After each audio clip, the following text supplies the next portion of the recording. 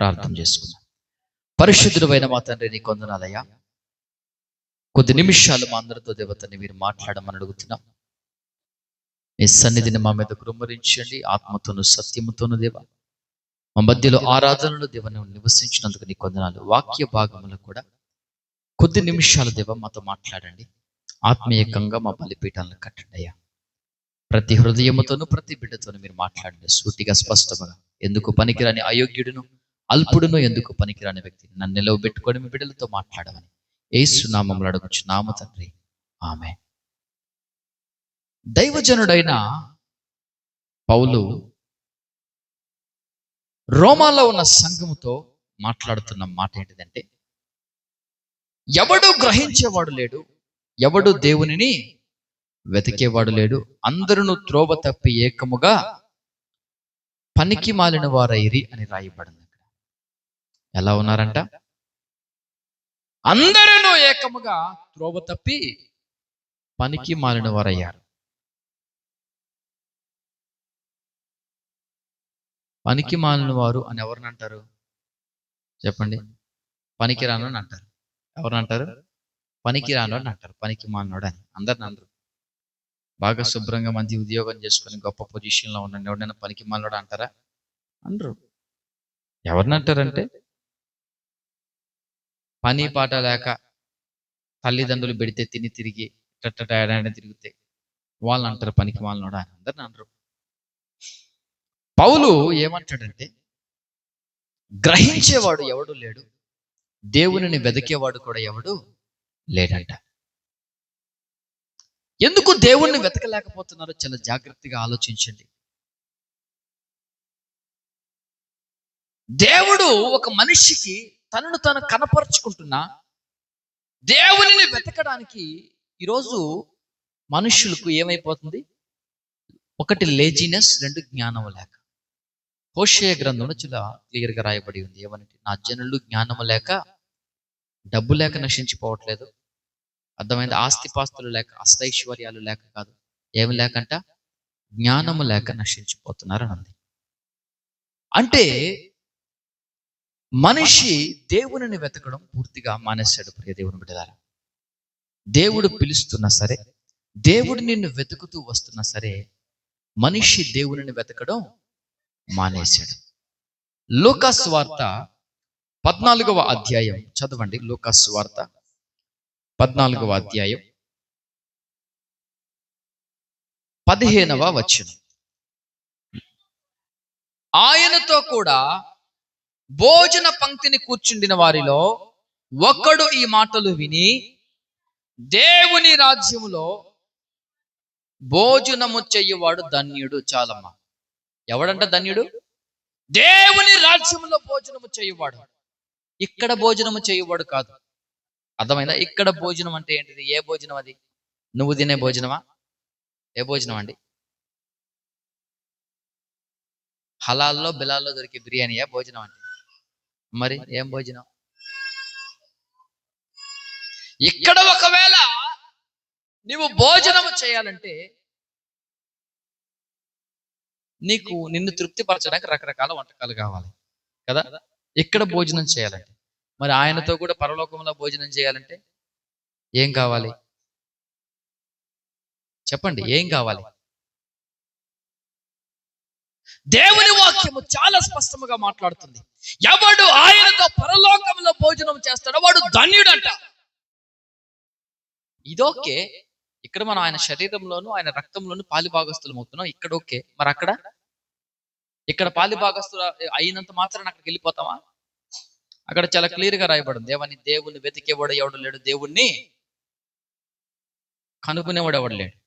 అసలు దేవుడు అంటే ఇంట్రెస్ట్ ఉంటే కదా ముందు ఎవరికైనా ఎతకడానికి. ఎవరికైనా దేవుడు అంటే ఆసక్తి ఉంటే ఇప్పుడు దేవుణ్ణి వెతకడానికి ఇష్టపడతాడు.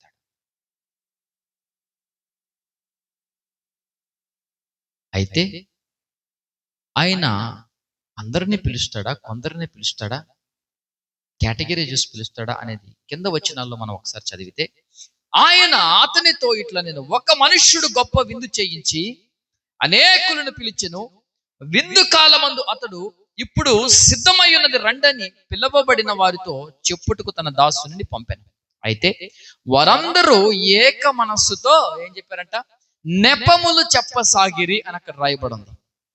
ఆయన ఒక గొప్ప విందును చేయించి, అరే బాబు, భోజనము సిద్ధపాటు చేశాను, రండి తిందురు, వచ్చి తినిపోదు రండిరా అంటే,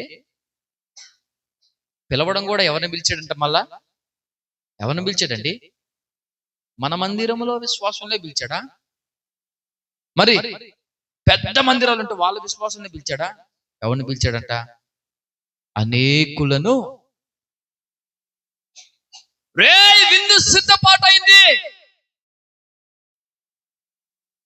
తినిపోదు రండి అని పిలిస్తే వాళ్ళందరూ ఏక మనస్సుతో, ఏ మనస్సుతో? ఒకే మనస్సు. అంటే వాళ్ళు ఎంత భ్రష్టులో అర్థం చేసుకోండి ఒకసారి. ఇందాక మీకు చెప్పాలా, పనికి మాలని ఆ కేటగిరీకి చెందిన వాళ్ళు. మిమ్మల్ని కాదు, మళ్ళా చెప్తున్నా, ఆ కేటగిరీకి చెందిన వాళ్ళు. మళ్ళీ మిమ్మల్ని అనుకోవద్దు, బాధపడద్దు. మళ్ళీ నువ్వు వేడ బాగానే ఉంటావు, నుంచి బయటికి పోయి తెచ్చుకుంటున్నావు, ఈడేంది మరి ఇది మిలిటరీ ట్రైనింగ్ స్కూల్లోకి వాయించి వదిలి పెడుతున్నాడు దొరికితే అని. మిమ్మల్ని కాదు, నేపములు చెప్పసాగిన వారిని. అర్థమైందా? పౌలు చెబుతుంది ఎవరిని గురించి అంటే మన గురించి కాదు. మళ్ళా చెప్పండి, ఎవరిని గురించి? నెపములు చెప్పేవారిని. విందు సిద్ధపాటును చేశాను, రండి భోజనము చేసి వెళ్దురంటే మేము రాము. ఎందుకు రావురా? ఎందుకు రావు?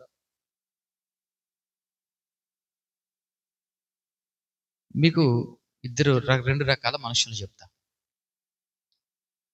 మీ ఇంట్లో పచ్చడి చేసి, అక్క నీకు కొంచెం పచ్చడి వేస్తా, అన్నం తినిపోదురా. అవేం చేస్తా నేను చెప్పనా? ఇంట్లో ఉన్న పని మొత్తం చేసుకొని టయానికి వచ్చి తినిపోద్ది. అక్క మటన్ దమ్ బిర్యానీ చేసే అక్క, చికెన్ కూడా ఉండే అక్క, దాంట్లోకి కబాబ్స్ కూడా రెడీగా ఉన్నాయి అక్క నీకోసం అంటే ఏం చేస్తుంది? ఇప్పుడు చెప్పు సమాధానం. అప్పుడు ఇద్దరు ఏకముగా కూడి యెహోవా ఉత్తముడని రుచి చూచి తెలుసుకున్నాడు.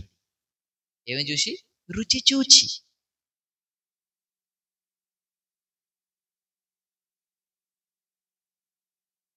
ఈ లోక సంబంధమైన మనుషుల యొక్క విందు ఎట్లుంటదంట?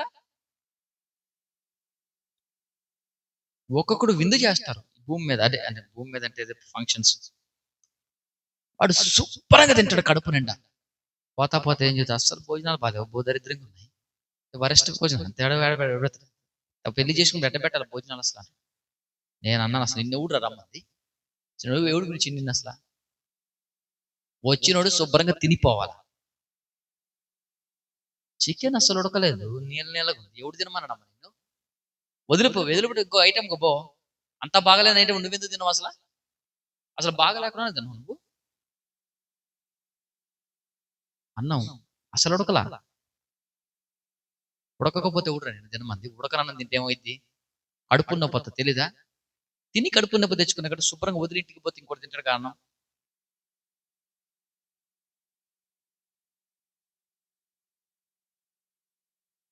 అంటే దేవుడు కూడా మనల్ని విందుకు పిలిస్తే మనం ఏం చేస్తున్నాం తెలుసా? శుభ్రంగా తిని, అన్ని బాగానే ఉన్నాయి, ఆకర్లేషన్ పెరిగింది, వాసన వస్తుంది, పెరిగింది వాసన వస్తుంది. మొన్న సెమీ క్రిస్మస్ అయింది, లోపలంతా అన్నం మాడిపోతే ఒకడు పట్టుకొని కలిపే పని ఉన్నాడు ఆ మామిడి చెక్కల్ని. ఇంతకీ చివరిలో ఒకడికి వచ్చినాయి ఆ మామిడి చెక్కలు. అందరికీ రాలేదు, చివరిలో ఒకడికి వచ్చినాయి. వాడు పెట్టి తిప్పే పని ఉన్నాడు, వాడు అసలు వాడు ఆపట్లేదు, వాడు దంచే పని ఉన్నాడు, వాడు ప్లేట్ పట్టుకొని శుభ్రంగా తింటాం బానే, కడుపు నిండా భోజనం చేసి బయటకు వచ్చేయమంటాం. దరిద్రంగా ఉంది భోజనాలు, ఎవడు తింటాడు అసలు ఆ భోజనాలు? కుక్కలు కూడా తినవు. నువ్వు తిన్నావంటే నువ్వు కుక్కతో సమానం కదా. చెప్పు, ఏం చేద్దాం? పోతా కుక్క కూడా తిందా భోజనాలు? నువ్వే తిన్నావు, నిన్నెవడు తినమన్నాడు మరి?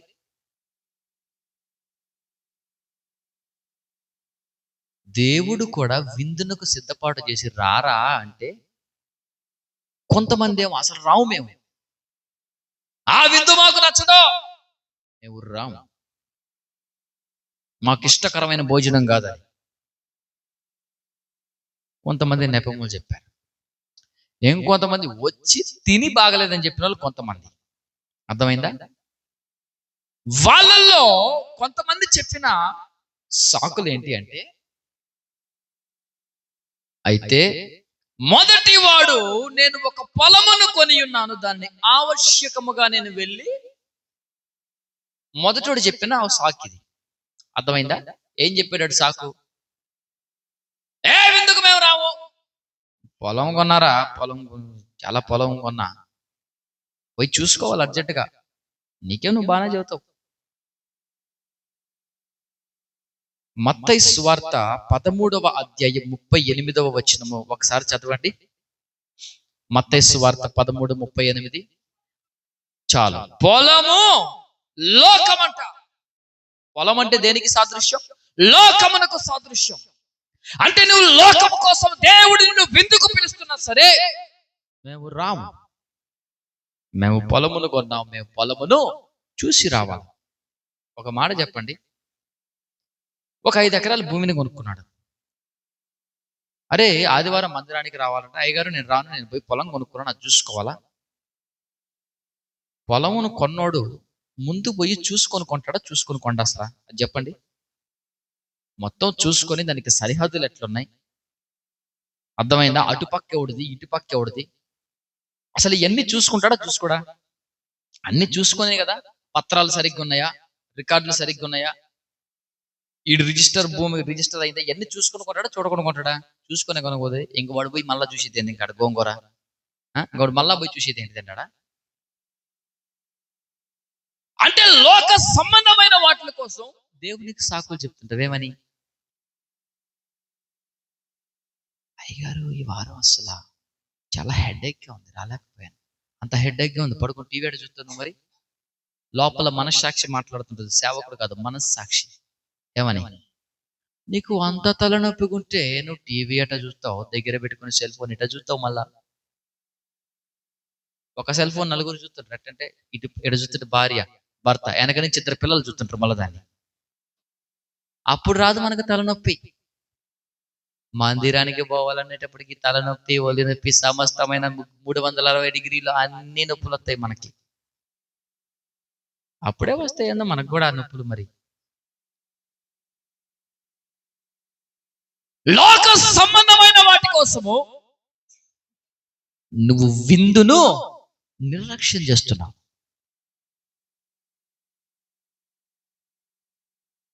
నీకు అర్థము కాని విషయం ఏంటో తెలుసా? నువ్వు ఇక్కడ విందులో పాల్గొంటే ఒక దినమున దేవునితో నువ్వు పరలోకంలో భోజనం చేస్తావు. నువ్వు శాశ్వతముగా ఆయన బల్ల దగ్గర కూర్చొని భోజనం చేయడానికి నువ్వేం చేస్తున్నావు? ఇక్కడ విందును నిర్లక్ష్యం చేస్తున్నావు. మేము రాము, చాలా కార్యక్రమాలు ఉన్నాయి, చాలా ఫంక్షన్స్ ఆగిపోయినాయి. నీకేమో నువ్వు బాగానే చదువుతావు పాస్టర్,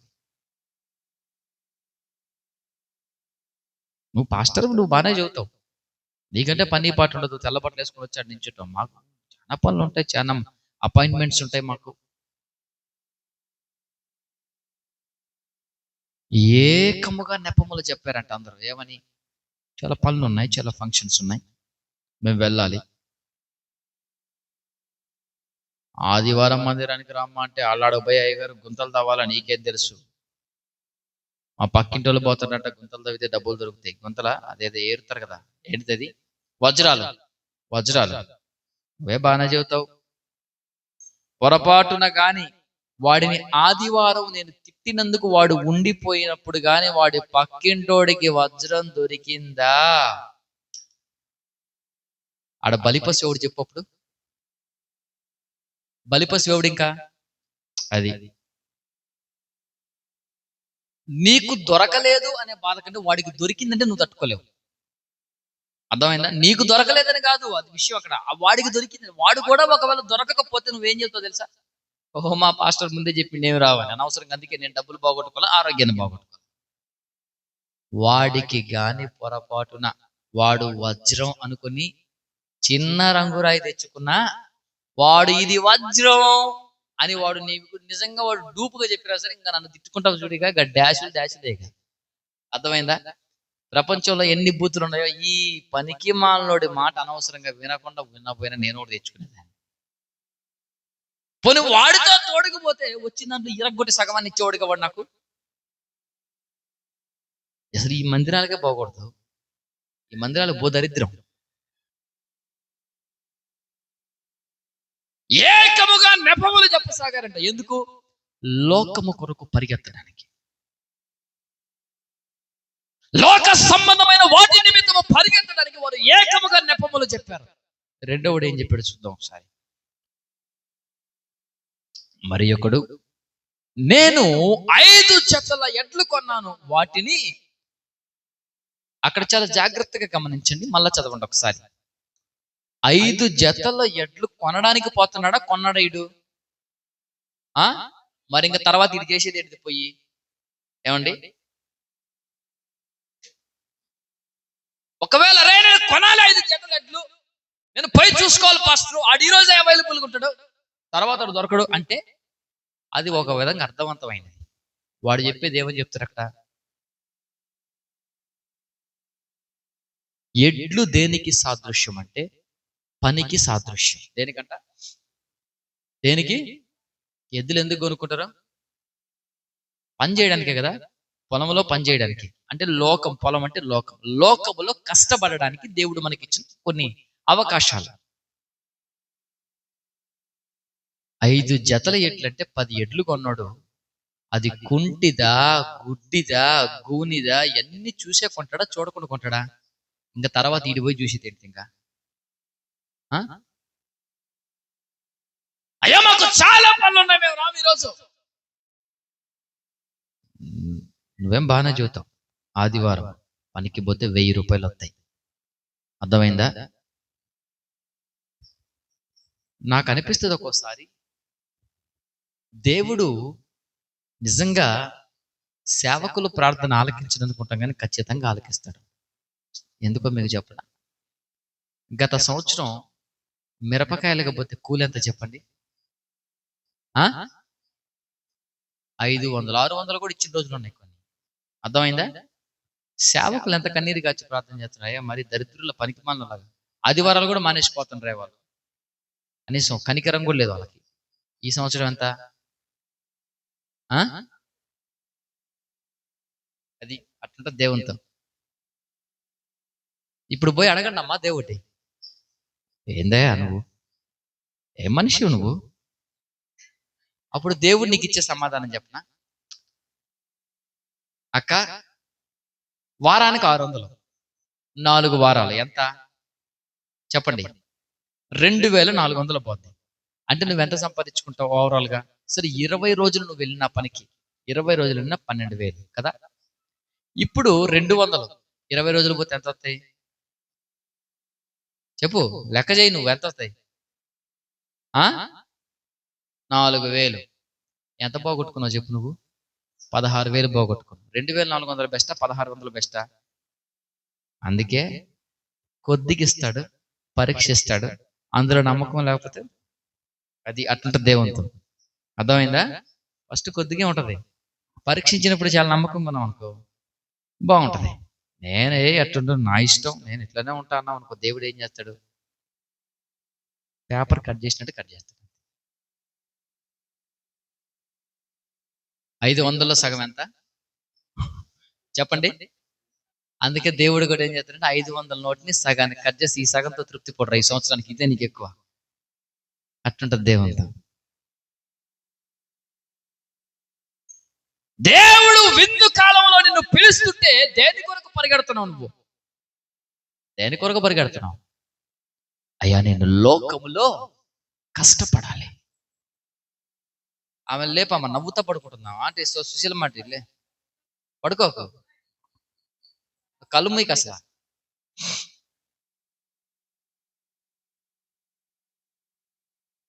నా కళ్ళు చాలా స్పష్టంగా కనబడుతుంది. దేవుడు ఇచ్చిన మహాకృప ఏంటంటే ఇంతవరకు సైట్ రాలేదు. అది నువ్వు కిలోమీటర్ దూరం ఉన్నా కనపడతాయి. టెలిస్కోపిక్ ఐస్ నా అర్థమైందా? చుట్టుపక్కల 360 డిగ్రీలు తిరుగుతూనే ఉంటాయి. ఎప్పుడు ఎవడు నిద్రపోతుండా, ఎవడు ఏం చేస్తుండని.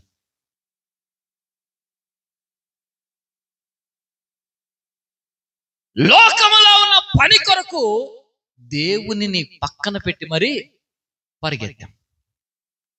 మూడో కేటగిరీ తర్వాత చూద్దాం రండి.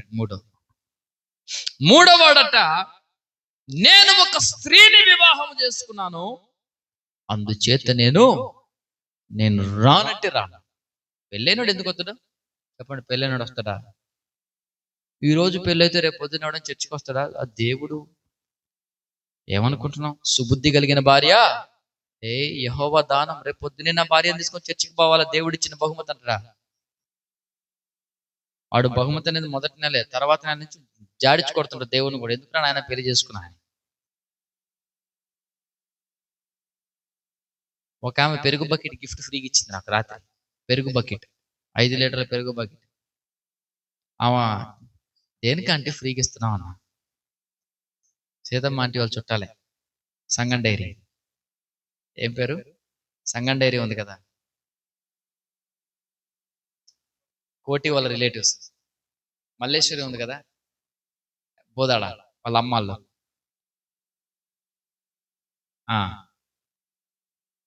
నేను పాల ప్యాకెట్ తీసుకోమని అనుకుంటే ఆమె పెరుగు బకెట్ ఇచ్చింది ఫ్రీగా. దేనికంటే అన్న, ప్రార్థన చేయి మా వాడి గురించి అని. ఏమైనా బాగాలేదా? వాడికి పెళ్లి కావాలా, వాడు పెళ్లి చేసుకున్నట్టు, వాడు మంచి ఆలోచనేగా, వాడిని ఎందుకు జన్నుతావు నువ్వు? అదే మంచి ఆలోచన. వాడు ఈ ఏజ్ లో వాడు అంత మెచ్యూరిటీ వచ్చిందంటే వాడు అసలు మామూలు వ్యక్తి కాదు. వాడిని ఒకసారి నేను ఒకసారి నా దగ్గరికి పంపి వాడితో మాట్లాడి బుద్ధి ఉంటే చేసుకోకరని చెబుతాడికి. ఒకవేళ చేసుకోవాలన్నా సరే, అర్థమైందా? ఏ 40 ఏళ్ళకు 35 ఏళ్ళకు చేసుకోరా, మంచిగా సెటిల్ అవుతావు, కారు కొనుక్కుంటావు, అన్ని విషయాలు బాగా సెట్ అప్పుడు చేసుకొని చెబుతాను నేను. ఎందుకు మీకు చెప్పనా? ఇప్పుడు నాకు పెళ్ళి 2 పిల్లలు, అర్థమైందా? నేను హైదరాబాద్ పోవాలి అర్జెంటుగా, పోగలనా? కానీ వాడు పోగలడు. అర్థమైందా? లేదు, ఒకవేళ ఫ్యామిలీని తీసుకొని పోవాలనుకో, వాడు ఒక్కడ పోతే 1000 అవుద్ది, ఫ్యామిలీ పోతే అట్లుంటది. అందుకే చెబుతా, వివాహాన్ని నిషేధించంటారు బాబు. పైగా మళ్ళీ పోవాలంటే ఆమె పర్మిషన్ తీసుకోవాలి. ఆమె పర్మిషన్ ఇవ్వకపోతే మామూలు కూడా ఇక. ఒకవేళ పొరపాటును వాడు పోయిన వాడు బస్ స్టాండ్ దాకా పోయి మళ్ళీ వెనక్కొస్తున్నాడు. అర్థమైందా? వాడి పందం పట్టింపు బస్ స్టాండ్ దాకా. బస్ స్టాండ్కి పోగా మళ్ళీ ఏమంటే ఫోన్ వస్తుంది, రాను వెనకరా. ఒకవేళ పొరపాటును వాడు ధైర్యం చేసి పోయినా, వాడు బస్సు ఎక్కి టికెట్ తీసుకోగానే వీడికి జ్వరం వచ్చింది, 102 మామూలు కాలట్లా, ఇంకా ఈడు పరిగెత్తుకుంటూ రావాలి వాడు ఏడున్న ప్రపంచంలో. అర్థమైందా? వాడికి 102 జ్వరం, మీటర్ జ్వరం ఉంటే పోతావా? అసలు నువ్వు పట్టించుకోవా? అంటే నీకు పుట్టినోళ్ళు కాదా? నేనంటా ఇప్పుడు చెప్పండి, పెళ్లి కానివాడి జీవితం బెస్టా, అయినోడి జీవితం బెస్టా? ఏం బ్రదర్ నవ్వుకున్నాడు పాపం ఆయన, సోఫియా వాళ్ళ ఆయన అనుకుంటాడు పాపం, నిజంగా నాకు మ్యారేజ్ కాకుండా ఉంటే శుభ్రంగా ఏ దుబాయో కువైటో పోయి నాకున్న టాలెంట్ కాడికి పోయి సంపాదిస్తే దినార్లు వస్తాయి. నేను ఇట పనికి పోగా నాకు ఫోన్ చేస్తుంది, తలకాయ నొప్పి, నువ్వు రా అర్జెంటుగా.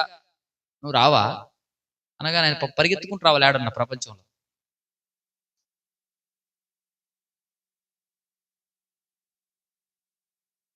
నేనన్నా వాడికి నాకు తెలిసి 25 ఏళ్ళు ఉంటాయి. వాడు ఏజ్ లో సూపర్ డెసిషన్ తీసుకున్నాడు. ఇంకా వాడిని కాపాడదు, ఇంకా వాడిని పంపి నా దగ్గరికి ఒకసారి అన్న, వాడికి కౌన్సిలింగ్ ఇచ్చి పంపితే జీవితంలో చేసుకోకరా, ప్రశాంతంగా బ్రతుకురా, మంచి కారు కొనుక్కో, లైఫ్ ఎంజాయ్ చేయరా అని చెప్తాను. అంటే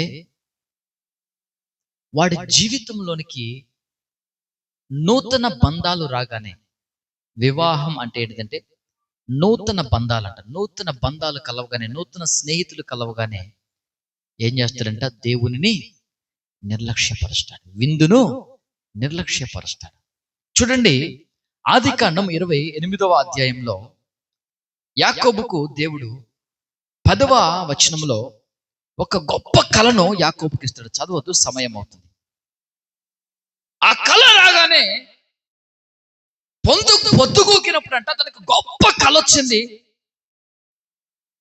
గొప్ప కళ రాగానే తను అనుకున్నాడు, అస్సలు నేను గాని మామూలుగా ఉండదని, నేను ఇక చూడు, ఇక నా టైం ఎట్లుంటుంది అనుకున్నాడు పాపం. ఇక 16వ వచనం ఒకసారి చదవద్దు, చూడండి. 16వ వచనం నా కళ రాగానే అసలు నిద్ర లెగిచి ఇమీడియట్లీగా, అసలు దేవుడు నిజంగా ఎంత గొప్ప దేవుడు అండి, నన్ను దేవుడు ఆశీర్వదిస్తాడు, ఇక మామూలుగా ఆశీర్వదించాడు చూడండి అన్నట్లుగా, నేను ఏది చేసినా దేవుడు దీవిస్తాడు ఇక అనుకొని దేవునినే మర్చిపోయే అంతగా లోకము కొరకు యాకోబు ప్రయాసపడ్డాడు. ఎవరిని మర్చిపోయాడంట? దేవుని మర్చిపోయాడు. రే, నీ కొరకు విందు సిద్ధపాటు చేశాను, నిన్ను ఆశీర్వదించబోతున్నాను, లెక్కకు ఇసుక రేణువులంత విస్తారముగా నేను దీవించబోతున్నాను అంటే, దీవించు, ఎవడొద్దను నిన్ను దీవించాను, నేను ఆపాను, నేను వద్దని ఆపితే కదా నువ్వు అడగాల, దీవించు.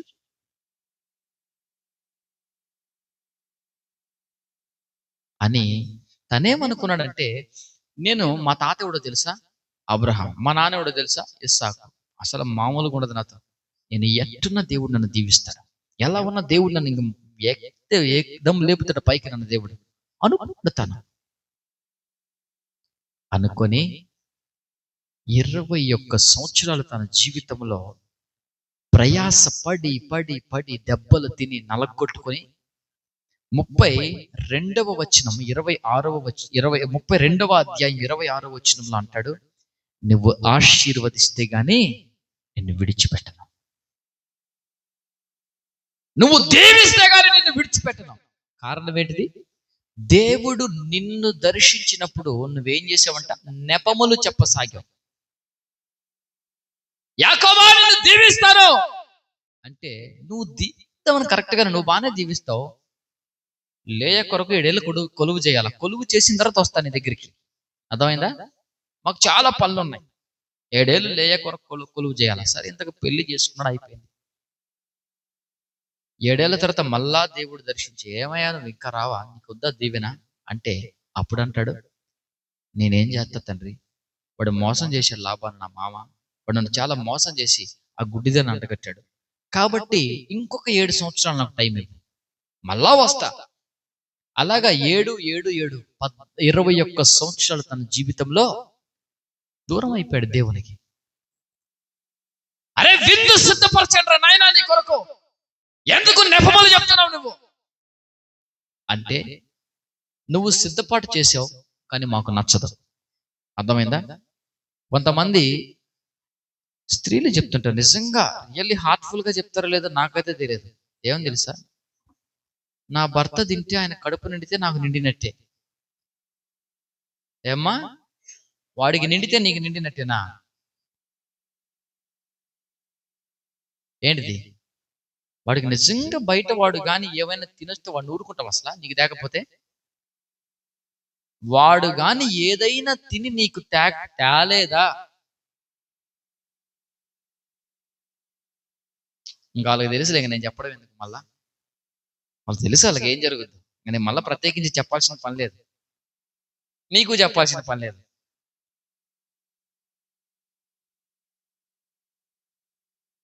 వాడు ఇంట్లో అన్నం వద్దన్నాడంటే వాడు చెయ్యి నోరు అన్ని వాసన చూస్తుంటాను. వాడు ఏం తినొచ్చిండు బయట, వాడు వాడు నేను బాగా తినొచ్చినాడు.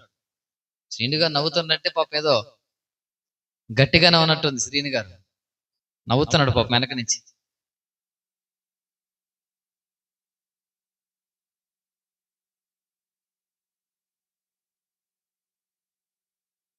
నిజంగా నా భర్త తింటే చాలండి, మాకు అసలు అవసరం కూడా లేదండి, మేము తినమండి అసలు అవసరం అయితే.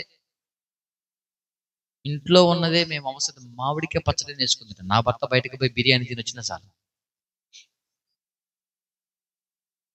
ఇట్టి స్వార్థము లేని వ్యక్తులు ఎవరైనా మీరు కలరా? చెప్పండి, ఇట్టి స్వార్థము లేని వ్యక్తులు. నువ్వు ముందే రెడీగా ఉన్నట్టున్నావు, నువ్వు కాదు అక్క, మళ్ళీ నన్ను చూస్తావు ఎందుకు?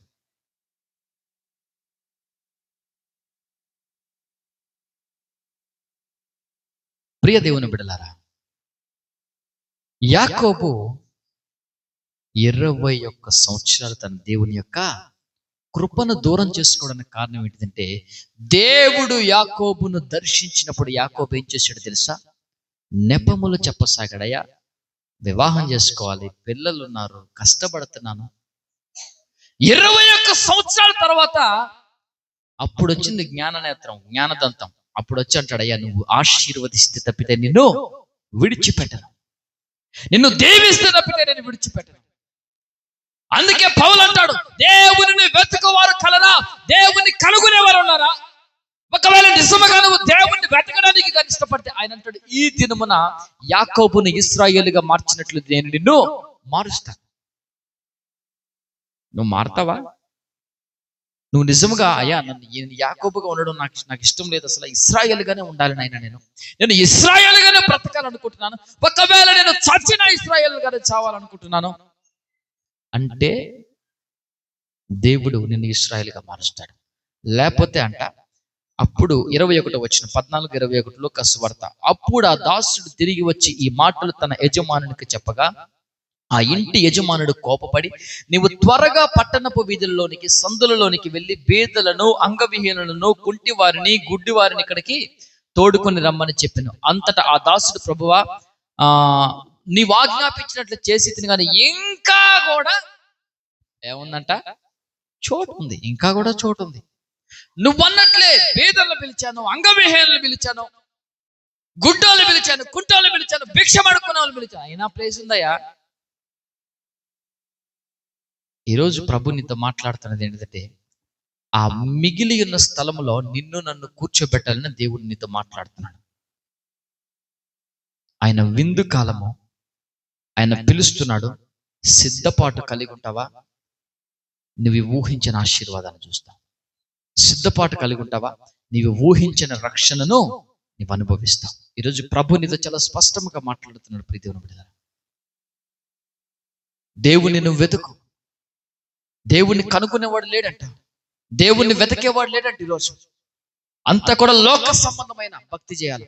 నాకు నచ్చితే వస్తాను, నాకు బాగుంటే వస్తాను, నాకు అన్ని కరెక్ట్గా ఉంటే నేను వస్తాను. కొంతమందికి ఇంకొక అలవాటు ఉంటుంది. ఏం చేస్తా, ఒకవేళ సపోజ్ ఉదాహరణగా ఆమె డైలీ ఆ ప్లేస్ లోనే కూర్చుంది అనుకో, ఆ ప్లేస్ లో ఇంకొకరు ఎవరో కూర్చుంటారు, ఆమె కూర్చొని వెళ్ళిపోద్ది మందిలో నుంచి బయటికి. ఎందుకు? నాకు ఆ ప్లేసే కంఫర్ట్. నాకు ఆ ప్లేస్ లో ఉంటేనే దేవుని దర్శనం వస్తుంది, దేవుడు నాకు కనిపిస్తాడు అక్కడ ఉంటేనే. ఇంకొక ఆమె ఉంటుంది, ఎవడు రాకపోయినా వచ్చి ఆయనకే కూర్చుంటుంది. ఎందుకు? ఆమెకు అదే కంఫర్ట్ ప్లేస్. అటు చూపిస్తున్నాను నిన్ను కాదు, ప్లేస్ చెప్తున్నా. మళ్ళా పాపం అక్క బాధపడింది మేరీ, మరి చెయ్యెత్తి నన్నే చూపిస్తున్నా ఆయన. ప్రియ దేవుని బిడ్డ, దేవుణ్ణి వెతకువారు కలరా, ఆయన ఆకాశము నుంచి చూస్తున్నాడు నిన్ను.